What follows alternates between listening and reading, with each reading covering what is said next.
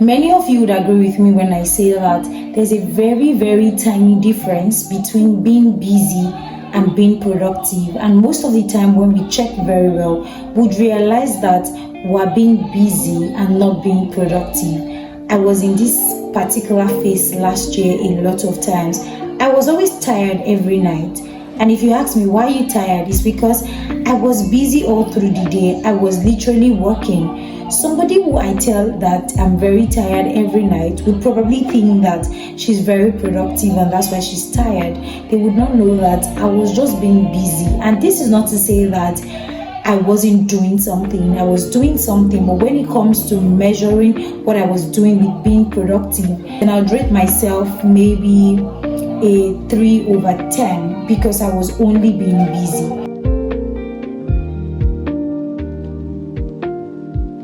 Hi guys, you're welcome to my YouTube channel. My name is Ruth Olusoya, and here on this channel I film about faith, relationship, self-development, lifestyle, and anything good. So today I'm going to be talking about how to be productive or how to increase your productivity instead of just being busy.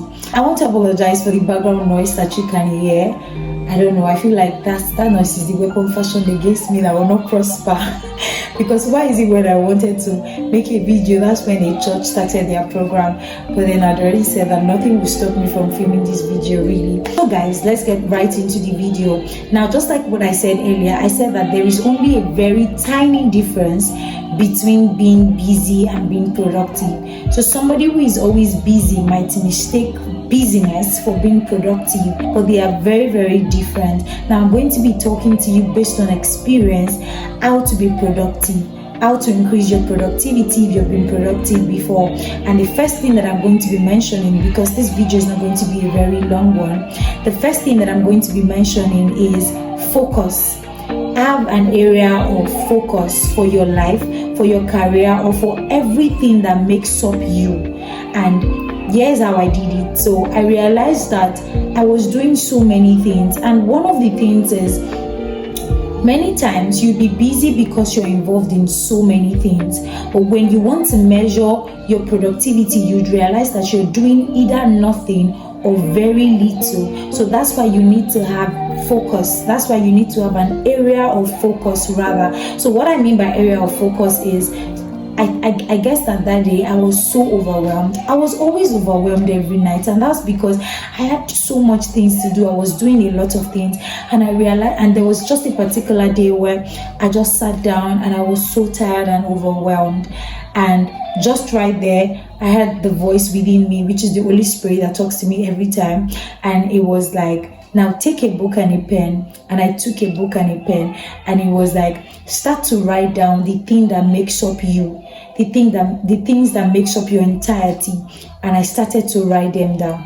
And by the time I started to write, I wrote a lot of things. And then it was like, now start to share them, subheadings, and then put the ones that are very alike under just one, and then just give them a heading. And then I realized that there were only 3 things that I was supposed to be doing in my entire life, at least for now. And then just seeing that I was able to share everything that is making me feel overwhelmed into just 3 headings made me feel relieved a bit, because I got to realize that it was because I didn't have all of these things in writings, and I did not have area of focus. Anything could just go.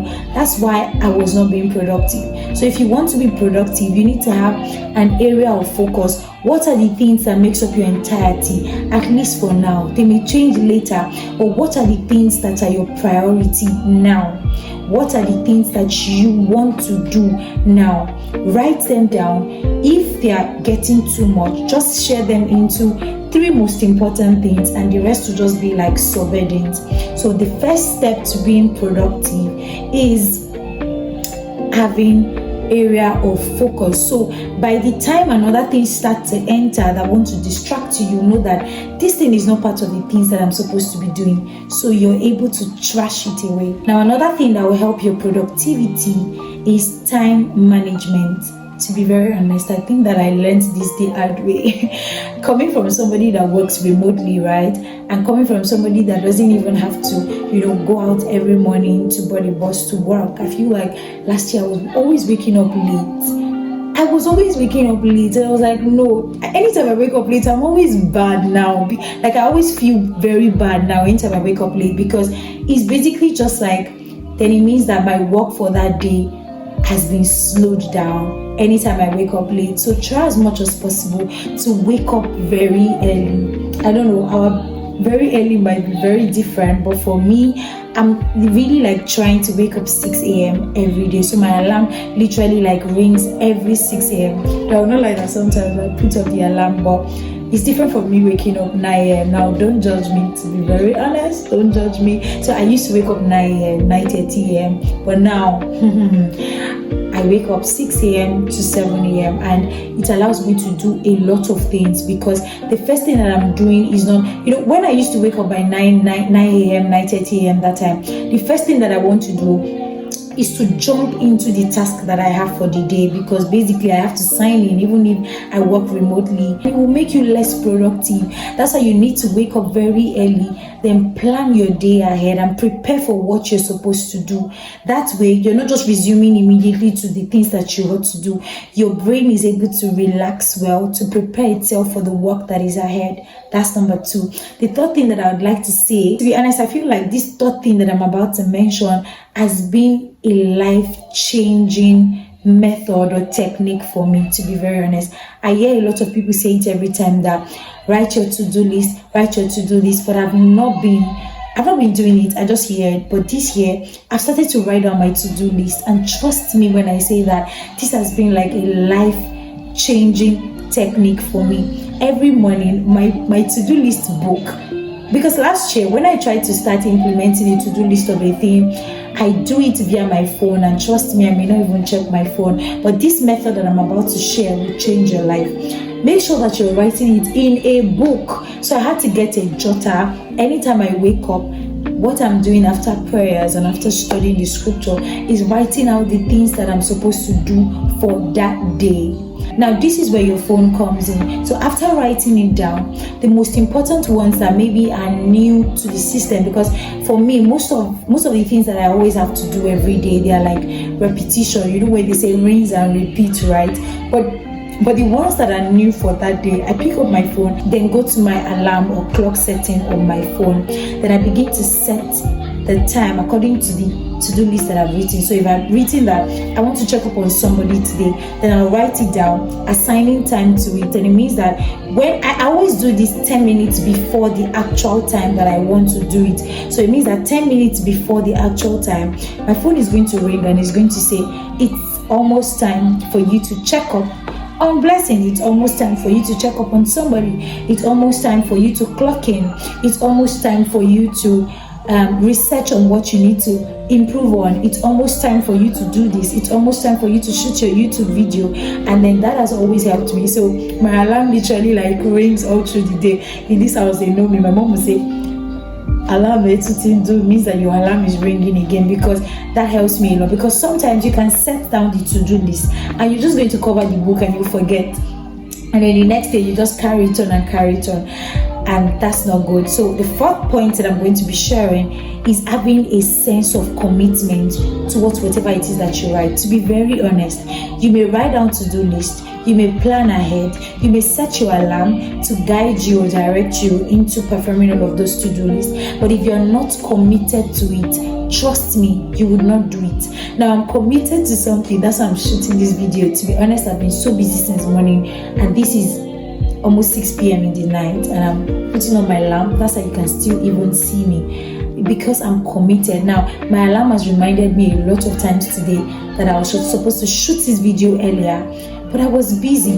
But because of the sense of commitment that I have, the sense of commitment is that now, if you do not do it, nobody is going to beat you. If I do not shoot this YouTube video, to be honest, nobody is going to beat me. But because I have the sense of commitment that I have towards this YouTube channel, that I have towards, shooting this content, that's what is going to make me, out of all odds, beyond all odds, against all odds, shoot this video. So have a sense of commitment. Another thing that I did not mention, that I'm going to say that it looks like planning your to-do list, but I'll say that planning a day before. and that makes you mentally ready for what you're supposed to do. So it means that tomorrow now I already have a mental picture of the things that I want to do tomorrow. It is me planning my body and planning my my mental state ahead of what is to come. Yeah, that's why planning is very, very important when you want to be productive. At the end of the day, when you continue to do these things, it becomes part of you. There's a science statement that says that if you want to build it, you can build a character. You can build a character in 21 days, and you can stop or you can destroy a character within 21 days. It means that if you decide today to start waking up 5 a.m. every day, and your alarm is going to wake you or somebody's going to wake you, there would come a time where you would no longer need an alarm to ring again for you to wake up by 5 a.m. I remember when I was still going to school that time, secondary school, my school was always come very, very early. There was a time that I didn't even need my parents to come and wake me, and I would just wake up by myself. That's because it's something that I've been doing for years.